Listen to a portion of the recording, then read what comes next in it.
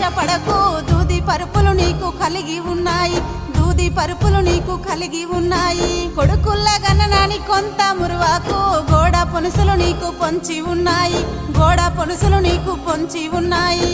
ఆడొల్ల గన తల్లి నీళ్ళకెళ్ళింది అమావాస్య చీకటి ఆ బాయి మీద, అమావాస్య చీకటి ఆ బాయి మీద. కొడుకుల్ల గన తల్లి నీళ్ళకెళ్ళింది కోరి వెన్నెలగాసే కోనేరు మీద,